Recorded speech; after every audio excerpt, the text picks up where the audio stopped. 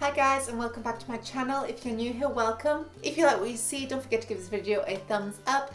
If you'd like to see as soon as I upload, don't forget to subscribe to this channel. On this channel we post writing tips, unboxings, book hauls, book reviews and the occasional vlog. Today we're going to discuss soft versus hard world building. For example, J.R.R. Tolkien's Lord of the Rings is very much hard world building. This is known as hard world building because it is rigid. Tolkien wrote down the entire history, religion, races, everything to do with his world, including the genealogy of his characters, which means at no point can he deviate from what he has written. This is all well and good as long as what you wrote to begin with is what you want to write later. Writers often fall into a problem with this approach, such as David Mitchell, who is a gardener and didn't realize he was reusing characters but hadn't exactly kept their descriptions the same. Faithful readers will of course pick up on these things, which you as the writer may not have even noticed because you are sucked into your own creative world. Best to avoid it in general. Soft world building, on the other hand, are things such as Studio Ghibli.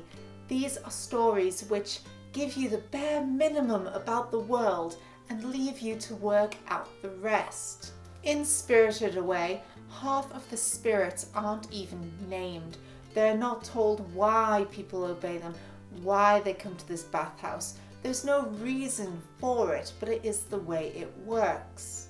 Everything is just shown through emotion rather than it being written in lore and in history books. This does not mean that J.R.R. Tolkien was an architect and Miyazaki is a gardener. Miyazaki knows exactly what he's doing in his stories. He knows the start, middle and end. He just doesn't need to tell you everything. This links into how much world building do you actually need to do. Hello Future Me is an amazing YouTuber, and in his book on world building, his general consensus is world building is just showing the reader what they need to know. This means we don't necessarily need the name of every island around a continent.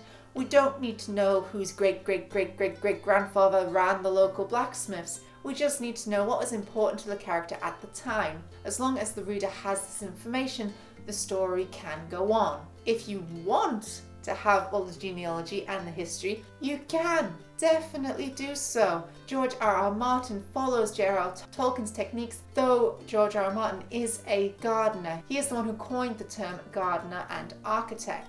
That's what I do.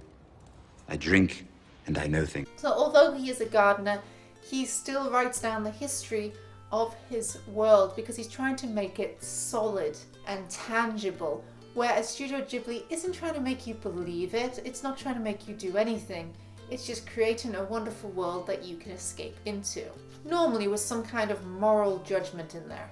There are three ways that hard and soft world building keeps you into that world.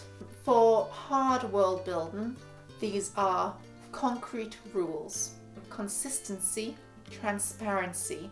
With these three things, the reader will definitely believe the world, and you as the writer must stick to the rules you have made. In soft world building, these rules are reader's imagination, the unknown, meaning you can leave questions unanswered, flexible roles or outer worldliness. With these three things, as a soft world builder, your world will make sense. Another example of this is Terry Pratchett's Discworld series, in which he has a complete disregard to the rules and logic of the normal world. But as a reader, you still accept everything that he tells you because you want to believe it and your imagination creates the characters that he gives you. An example I love with Terry Pratchett is when he died, me and my partner went to the Terry Pratchett Museum, which was temporarily set up here in England, and we bought a painting.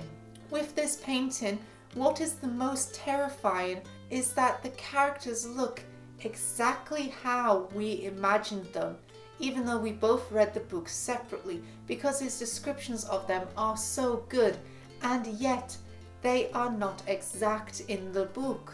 But given the size of the Discworld and the amount of time he had to bring you into his world, so the very first Discworld book, The Colour of Magic, isn't that great. It's almost It tells the story of Rincewind with a tourist going around Ankh-Morpork, which is the city in Discworld. And it is really just a story of Terry Pratchett looking at his world. He's taking you on a tour of this world that he's creating in his head, which he hasn't yet concreted. Then as we get further and further into Discworld, everything becomes more concrete. We know everything about the characters. He cannot deviate as far, and yet he is still a soft world builder, because at any point, because everything is fantastical and magical in this world, he can just throw a curveball in there and we'll all accept it.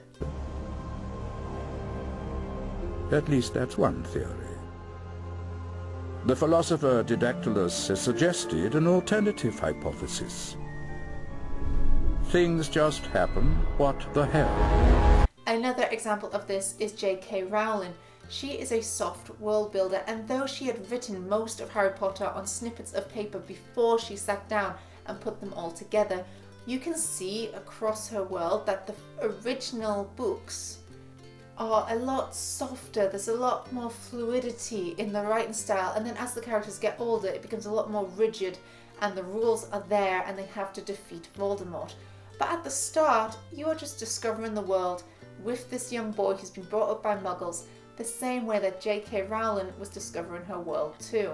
There are scenes in Harry Potter which never come back, such as the herbology lesson, which is completely pointless and never has anything to do with anything else in the stories, and yet without it, would we like Harry Potter as much? All in all, hard world building is facts. It is building a concrete slab that your story can sit on. As long as you do not deviate from this slab, readers will believe your work because you have evidence. Soft world building, however, is relying on your audience acceptance and want of imagination. The more you leave out, the more they can put in, and the more they put in, the more they will believe in your world. Another way to look at this is world building doesn't just need to be the facts and figures of your world. It is also the atmosphere, mood, and the theme.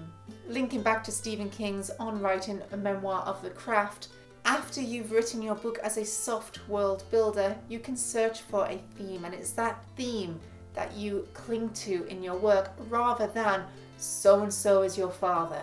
Both have pros and cons. Soft world building. Pro 1, you can adapt it. It can fit around anything you want, and a reader, as long as you've let them build their own world, will adapt to what you throw at them. 2, reader involvement. When you are soft world building, you want the reader to be involved. You want them to think about the world and make their own assumptions about it. This can keep them interested. Con 1, it doesn't always work. Soft world building can fall flat on its face. If you try to justify everything in your world and stop the reader from making their own decisions, they're going to be less invested in this world that you've made, and because it is not concreted, it's easier for them to leave it. A word of advice to avoid this is choose a theme before you write and keep this in your head as you go. That way, your work will always link towards something, or as Stephen King does, write it and then search for the theme and rewrite it with it in mind. Con 2, it can feel slow. When you watch a Studio Ghibli film, you're not looking for something that's thrilling and makes you jump. It's almost like sitting down to escape. I myself love anime, and one of the things I love most about it is the random unnecessary scenic shots of beautiful rivers and perfect streets. Calms me down. I'm one of those people, I'm constantly going and going and going, and anime makes me stop. Hard world building. Pro 1, it's concrete. If you hard world build correctly, you have got a concrete slab for your story to sit on. As long as you do not deviate, it is believable, it is happening. Pro 2, writer's block. Same as the architect versus the gardener. If you are more of an architect type person, you might lean towards concreted work and hard world building more, because once you've got the concrete there and then on top of that you put your plot and your plan, you just got to hit those bullet points. Con 1, info dump. If you are hard world building, do not info dump.